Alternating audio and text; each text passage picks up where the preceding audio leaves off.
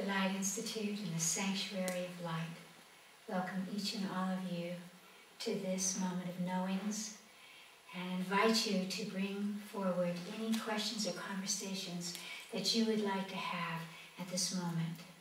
So I'll open this up to you and see what's important to your hearts.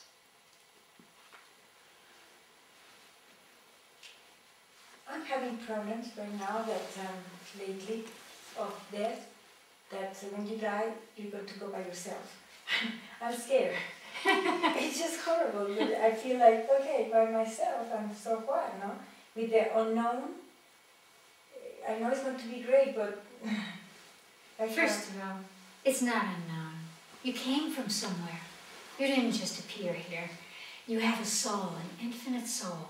And that soul chose out of its power, out of its consciousness to be a spark that separated from the whole, that came into body, brought itself down into material form. Not down in terms of less than, but down in terms of consolidating knowledge, consolidating wisdom, consolidating the infinite energy of the cosmos into a form, so that by moving in this third dimension, you could gift the unmanifest, so that the divine source could evolve through your evolvement.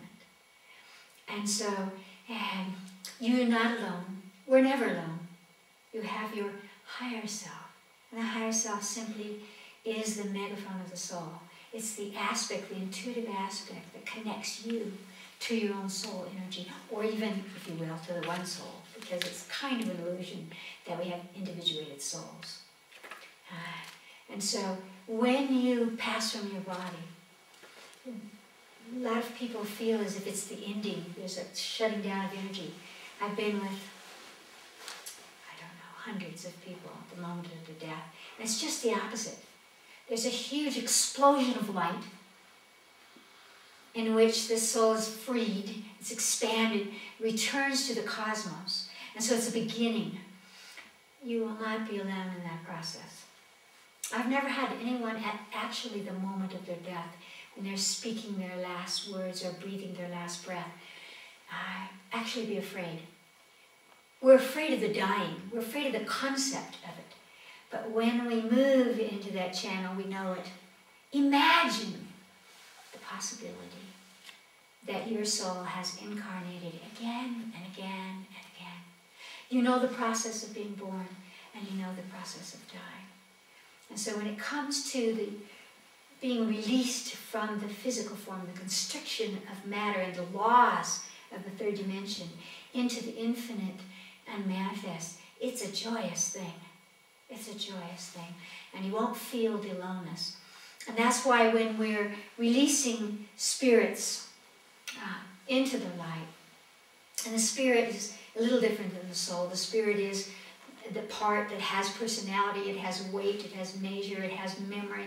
It's all that energy that relates to the incarnational aspect.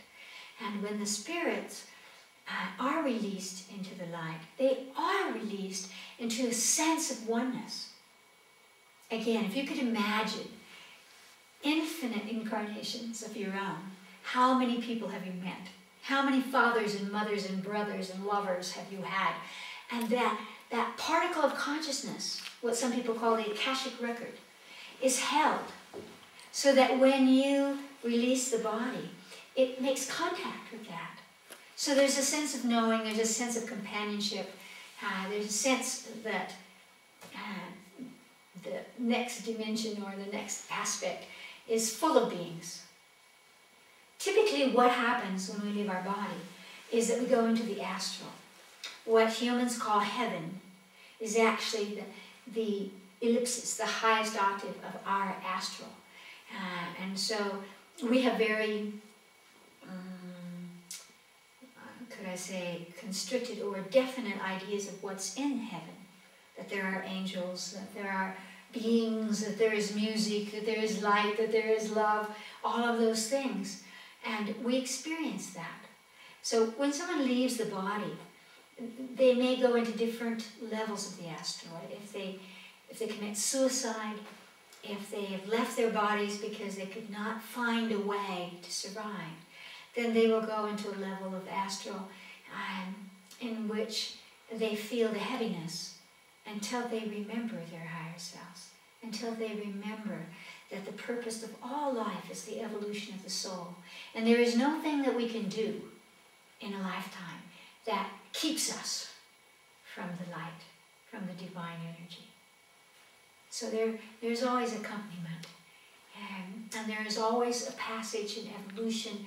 It's just that it's not like a continuum. We need to think of it. We think of stratification 1, 2, 3, 4. It's not really like that. It's more like the ripple out, the hologram that folds in on itself so that all levels contact each other. In the same way that all levels of the body contact each other. Your highest essential light body connects with your sexual body, your primordial body. It's all interconnected. And so, again, we could talk about it forever. And the mind would still play it. And that's why I love incarnational work, because every time that we go into a lifetime, we see the death.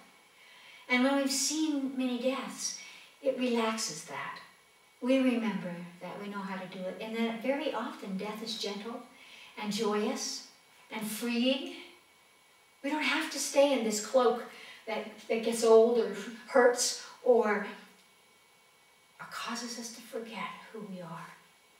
We think we're a woman, we think we're a man, we think we are less than, we think that we are guilty, we think that we're sinners. All of that is an illusion. And so the closest we can come to that is to remember our incarnations and remember the deaths and the births, so that the vibration inside the body embraces it and doesn't feel as if you'll be kicked out of your human family or left alone to die. At the moment of death, people are not thinking about who's around them. They're not. So often people will say, I wanted to be there when my father died, when my friend died, when my family died, and I wasn't there, and they feel guilty. And they don't realize that the person dying actually didn't want them to be there. It wasn't for them. It wasn't for them. On one level, I think it's very important that everyone see someone die. Even whether it's a good death or it's not a good death. It allows us to recognize something beyond what our linear mind can perceive. Death is just a passage. And people might be struggling against the pain, or they might be struggling against the confusion. And at the moment of death, all people relax. Their face relaxes. There's a flicker that goes on in their eyes. I've seen it so many times. Their eyes will flicker and then they go still. It's that flicker. That flicker is seeing light. That flicker is seeing somebody coming from them, for them. That flicker is going home. It's not painful. It's not frightening. It's loving. So thank you. So many people have that fear. Thank you. Thank you.